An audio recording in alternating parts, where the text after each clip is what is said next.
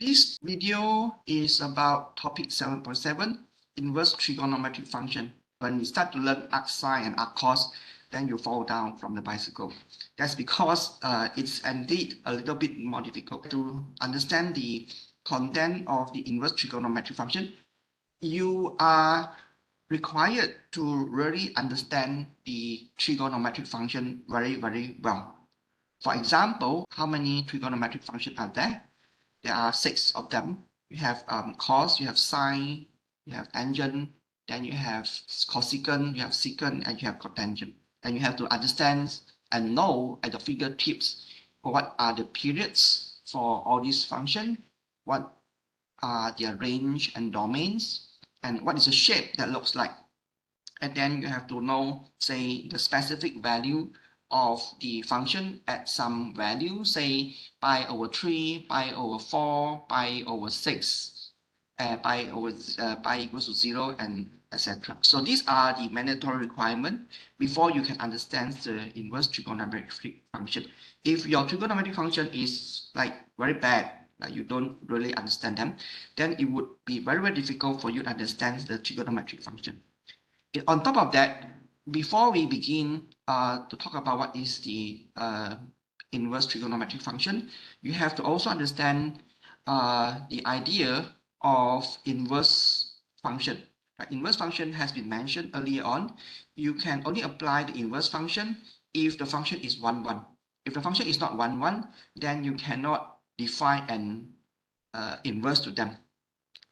These are the 6 inverse function for trigonometry that we're going to look into in more detail today. These are the graph of these 6 inverse functions. The first thing you have to understand is that the trigonometric functions are periodic. And if it's periodic, then the general trigonometric function would not be 1 to 1. Therefore, you must cut or restrict the domains of the functions so that they become 1, 1. So for example, you have to restrict the sine. Let me look at this example, okay? So originally the sine is having a shape that looks like this, which is a sine function. Sine function. And it has a period of 0 to pi. And this is half of pi, 0. This is minus half of pi. This is minus pi. So the period of the function is 2 pi. And you can draw a vertical line. Then you find that the vertical line cuts through many, many points. Okay, therefore, obviously, this is not an 1, 1 function. A 1, 1 function is a function where a vertical line only cuts through the function at one point. Therefore, you have to make restrictions to the sine function. Say, for example, if you restrict your sine function from minus 90 degree to positive 90 degree, then the function would become only 1, 1. Right? So if you start from minus pi over 2 to pi over 2, the sine function then clearly obey the horizontal test. Therefore, in this sense, the restricted sine function that is defined for the domain from minus pi over 2 to pi over 2 can then become 1, 1. Then you can define an inverse of them. So you have to ask yourself, how would you restrict the domain of the trigonometric function so that it become 1, 1? After you have restricted the domain correctly, then only you can define the inverse. For the sine function, it is quite straightforward. You have to restrict the sine function to the domain from minus infinity to positive infinity to a restricted domain, which is from minus pi over 2 to pi over 2. For a cos function, you have to make some restriction. So let me show you the cos function. Okay, so the cos function originally is in the form that is periodic, and obviously a general cos function is not 1, 1. So let us see how you can make the restrictions of the cos function so that it become 1, 1. Cos function have the shape that is like this. If you do not know how the shape of the cost function looks like, then you are in trouble, because as I mentioned, you are required to really know the shape of the cost well and its domain. So the cost function has a period of 2 pi, and then you can take the period anywhere to anywhere as long as span an intervals of 2 pi. So yeah, usually we take the period of the pi from, I think, from here to here. So here is a period of 2 pi, right? So the cost function will become 0 at pi equals to 90, and it become -1 at pi, and then here this would be like 2 pi. So the full period of the cost function is 2 pi running from here to here. So this is a full period of cost. So we have to make restrictions to the cost function so that the function will look like it is 1, 1. So obviously you would choose this period. Choose these restrictions so that the functions that runs from 0 to pi appears like 1, 1. Therefore, we have to restrict the cost function to only a region that is running from 0 to pi. And then we have to rub off this part so that the cost function is only defined between 0 to pi. Then the cost function would be now restricted to 1, 1. Therefore, we are looking at a cost function that is defined for x, defined between 0 to pi, so that this cost function is 1, 1. Then we can define an inverse of the cost function. So we have up to now shown you the two examples where the functions of cost is restricted to 0 to pi, so that you define a cost function. We have also discussed the period of the cost and period of the sine. So this is the example of the sine function. So this is not, let me look at the sine function. So this is the example of a cost function that is defined from 0 to 2 pi, that is making it n 1, 1. So we have another 4 more functions to talk about. That is the tangent function, the cotangent function, the secant function, and the cosecant function. Each of these functions, you have to restrict their regions of a domain so that it becomes 1, 1. So can you then tell me or tell yourself how to restrict the domain of a tangent function so that it's 1, 1? So we have to discuss all of these 6 functions one by one. The tangent function looks something like this. For those who are familiar with the tangent function, at pi equals to 90 degrees, the tangent function is going to infinity, and then the tangent function will repeat itself for every, I think, sorry, this is 0 to pi, and so the regions here for the tangent is from minus pi over 2 to pi over 2. So the period of a tangent function is actually pi. So you start out from here, 0. Here is pi. So the tangent function has a period of pi. So it repeats itself for every distance of pi along the x-axis. So this is a full period of pi. This is a full period of pi. So in order to restrict the regions or the domains of tangent, you choose the domain of the tangent to be running from minus pi over 2 to pi over 2.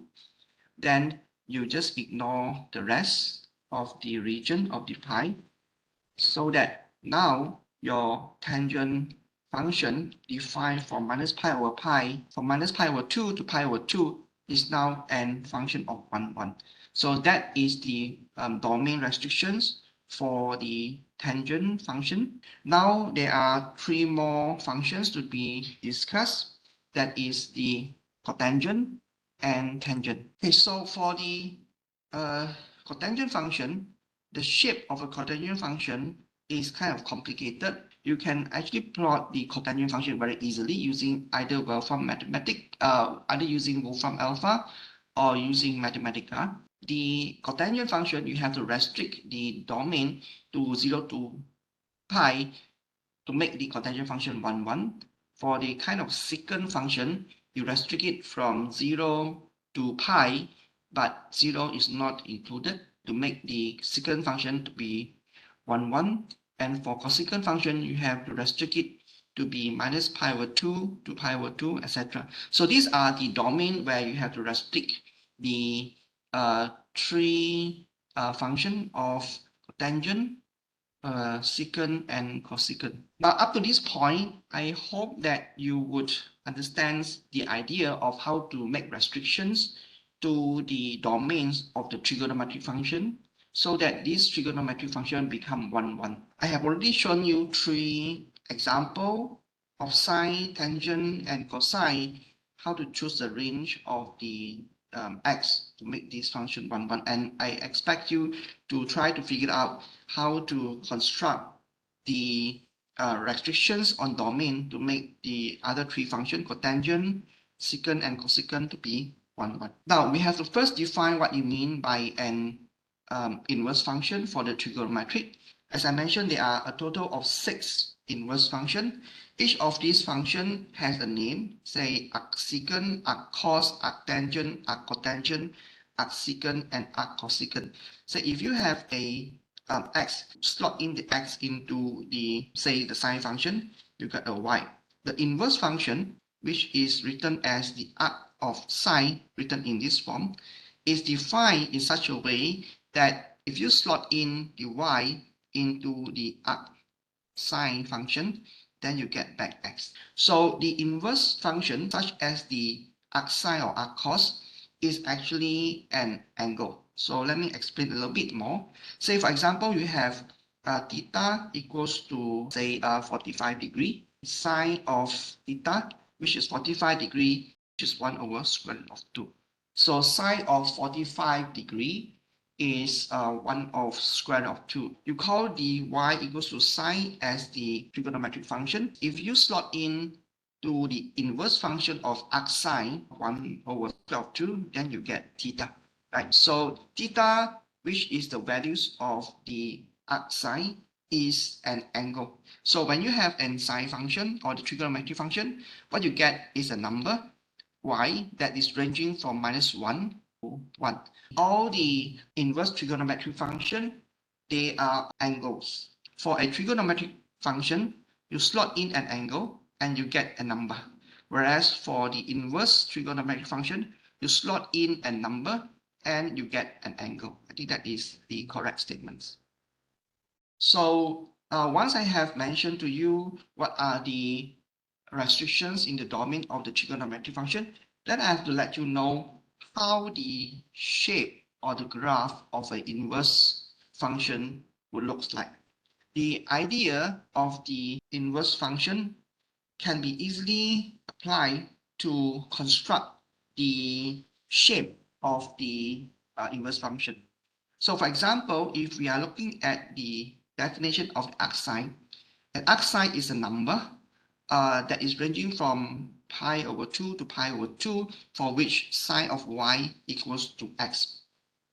And this is a definition for the arc of cos. So the similar definition will also apply to other 4 trigonometric functions, namely arccos, arctangent, arccosecant, and arcsecant. So now the important thing is how would you construct the curve of an sine function. In order to do that, you have to first recall what we have already learned in the previous lecture. If you have a function that is like this, which is 1, 1, you can construct the function of y inverse by making a reflection of the function. So what you do is that you reflect every single point on the original function on the y equals to x curve. So this would be an reflections of the function. The same thing would then apply to the arcsine function. For the sine function, you restrict the sine to range from minus pi over 2 to pi over 2 to make the function 1, 1. So the function that is 1, 1. So this is from minus pi over 2 to pi over 2. At the point x equals to pi over 2, the function of sine is 1. Therefore, this is a number which is 1, and here is a number of minus 1.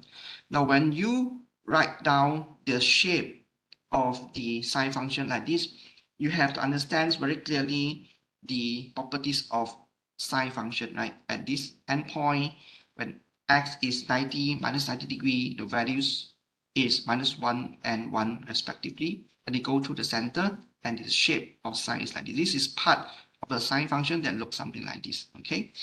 So now we are going to make a reflections of this function about the y equals to x-axis. This is the graph, and I have a y equals to x-axis. The sine function constructed here would be like this. At pi equals to 90 and pi equals to minus 90, then the values of the function is equals to 1. Roughly, pi over 2 is around 1.8. It's a number that would be larger than 1. So this would be roughly equals to 1.8. This is roughly minus 1.8. The sine function constructed about the y equals to x would be looking like this. This is not exactly to the scale, but this is roughly what I could draw for the sine function, minus pi over 2 to pi over 2. Then I'm going to make a reflections of this sine function about a y equals x-axis. This point has a coordinate of pi over 2 and minus 1. Then when this point is reflected about the y equals x-axis, is reflected to this point, which is minus 1 and minus pi over 2. This point, which is originally sitting at pi over 2 and 1, would then be reflected about here. This point would then have an coordinate which is 1 pi over 2. So by doing that point by point, then you can make the reflections of this green color curve, which is the sine, to this red color curve, which is the arcsine. So that is how you construct the function of arcsine. The shape of the sine and arcsine is always symmetrical about the y equals x-axis. So this is the shape of the sine, then this is the y equals to x-axis, and the red color line is the shape of the arcsine. We have already learned in the previous discussion when we talk about inverse function. That is, if you have a function that has a domain of R and range of R, then when you define the inverse of it, the domain of the inverse is the same as the range of R, and the range of the inverse is the same as the domain of the function. So by looking at the graph here, the range and domain of the original function of sine is easily understood. For the range of sine, what it is, the range of sine is always from minus 1 to 1, including both, and the domain of the sine function is from minus pi over 2 to pi over 2. So from here, you can then easily deduce the range and domain for the arcsine, right? So this is the arcsine constructed by reflecting the sine function about the y equals x-axis. Therefore, you can immediately write down the range of arcsine to be just equals to the domain of the sine, which is from minus pi over 2 to pi over 2. So that is the range of arcsine, which is from here to here. Therefore, you can see that this point, the range is from minus pi over 2 to pi over 2. The domain of the arcsine is just the range of the sine from minus 1 to 1, including both ends. So that's how you can easily construct the arcsine from the sine based on the properties of sine. So let me do it again to reinforce your understanding.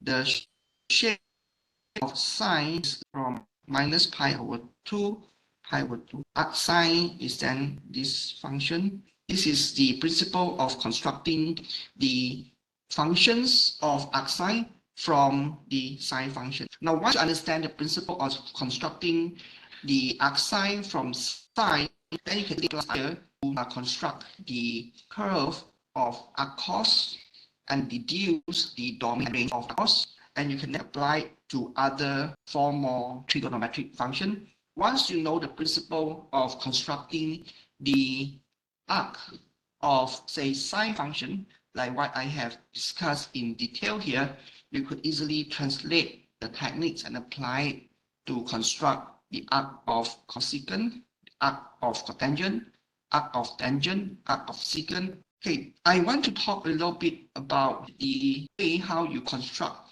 the curve of arc secant.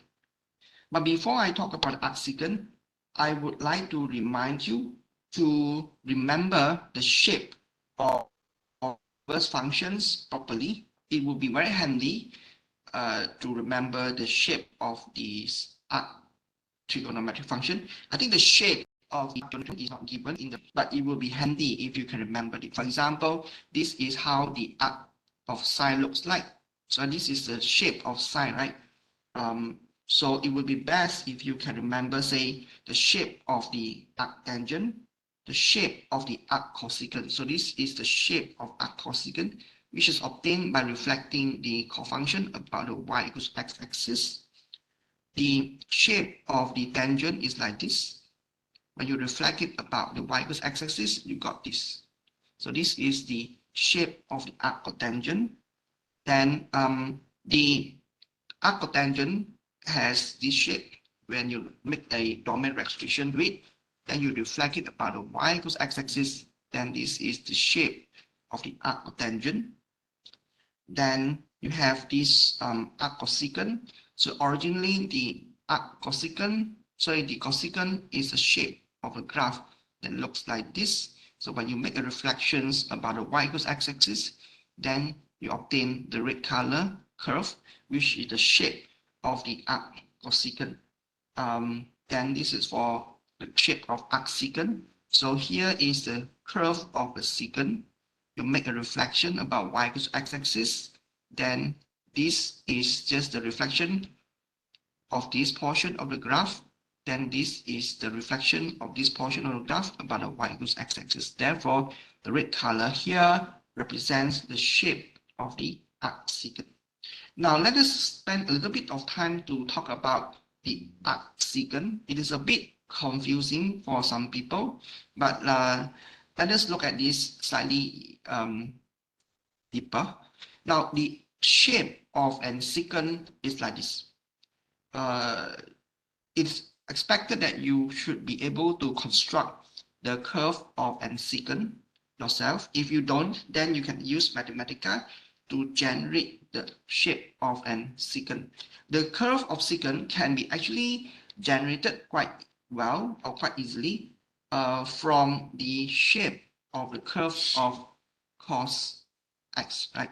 So the arc of secant is 1 over cos x. So if you know how the cos looks like, you should be able to know how the shape of the secant looks like. Yeah, so let us try first to see how you construct the curve of secant from the cos. So cos is actually easy to remember. The cos function is like this. Okay, this is a cos function that looks like this. So it runs through a period of pi, then it goes up again and it like this. So this is the shape of a cos. So here is 1 and here it goes to 0 at 90 degree, and here is pi, here is 90 degree, then okay, so I think this should be for curve of cos x. So if you were to plot 1 over x on the same graph, then can you do that? Let's just try to do that. Let me clean up some of the space here, and let me try to see how I would plot 1 over x. So the point at here is easy because 1 over x here is just 1 over x. It's just the same point. So this would be one of the point for cosecant when x equals to 0. And then we have this so-called asymptote. Let me draw an asymptote here. there's asymptote here. These are the point where at the point x equals to pi over 2, the cos function is going to become 0, right? So when the cos function is become 0, that means when you approach the make the x to approach 90 degree from the left, 1 over, sorry, this is cos, right? So 1 over cos will approach to infinity when x goes to 0. Likewise, when your curve is approaching the left, so when you approach to the left, then you would approach to, I think, negative infinity. So let us remember, let's try to recall this. CAST.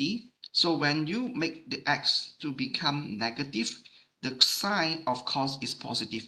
In other words, when you approach x to left, so you make x to approach pi equals to x equals to minus pi over 2, 1 over cos will approach to positive infinity based on the behavior that the cos of the negative of x is going to positive infinity. So anyway, I'm just trying to convince that the curve of the secant is like this for x that is ranging from minus pi over 2 to pi over 2. That's how you construct the shape of the secant. I think this is secant x. So the green color here is a secant curve from minus pi over 2 to pi over 2. So if you were to do this and consider the same thing, the curve of the secant would behave like this. So this is what I have just constructed you. But if you consider the range of sine at other range, this is the shape of the secant that could be obtained from the definition that secant of x is 1 over cos x. Anyway, you can construct this curve yourself if you understand what I mentioned. So it would be something like this, right? So this would be something like this. So we have just constructed the curve of secant. The next question we want to ask is, can you tell me what is the period of secant? So the period of a secant can be easily checked from the formula sheets. But if you don't check from the formula sheet, can you tell me what is the period of the secant? So the period of the secant is actually given by this. Okay, so this is a period of a second of a secant function. It actually starts from minus pi to positive pi because it will repeat itself for every 2 pi from minus pi to pi. So when it goes to here, then the functions actually repeat itself to be like this. And then it will be, so when it repeats, then it will be like this, then yeah, it will be like this. So this is a second period. If you repeat it on the left, then the repetition will be like this and will be like this. So here you can see that this is the period of secant. So within the period of secant, you have to decide how to restrict the domain so that the secant become 1, 1. And the choice of how you separate the domain or restrict the domain is not unique. You can restrict the domain to be in this form. So let me see what I'm going to show you. So you can restrict the domain in this form where you just choose the restriction to be, say, the right-hand side. If you choose the domain to be this from 0 to pi, then from 0 to pi, the shape of the secant is now restricted to here from 0 to pi, then the secant function become 1, 1. Alternatively, you can choose to restrict the domain from minus pi over 2 to 0. Then within this minus pi over 2 to 0, the secant function is also 1, 1. In other words, if you look at the full shape of the secant functions in a full period, there's no unique way to make the restrictions in the domain. You can choose it to be this, the right hand side, or the left hand side. Now, if you choose it to be the right hand side, then you make the reflections about the y-axis, then the secant function would be like this.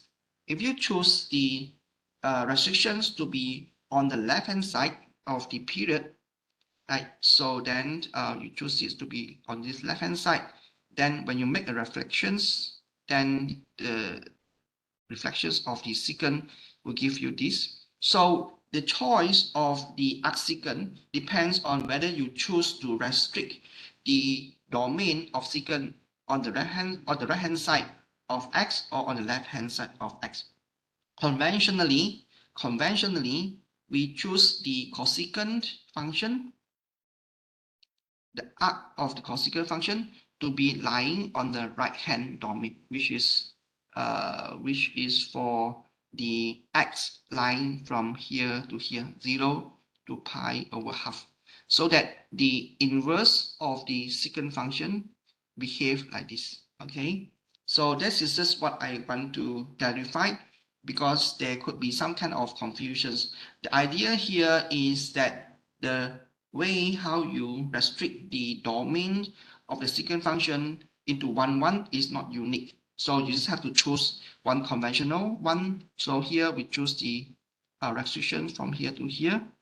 Then the functions of secant would then turns out to be just given by this one. Okay, so this would be the conventional choice of the curve of the secant, the arc of secant function. Up to, yeah, any questions? No questions? Now, please switch off your mic if you are not asking any questions, okay?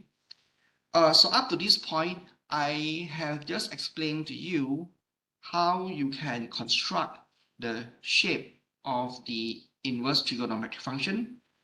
In order to do that, you have to first properly restrict the domain of this trigonometric function, and then make the reflections on the original trigonometric function about the y-x axis. Then you'll be able to determine the shape of the inverse trigonometric function, and you have to be familiar with the look of all these inverse trigonometric function, and also be able to decide for yourself the range and domain of this inverse trigonometric function.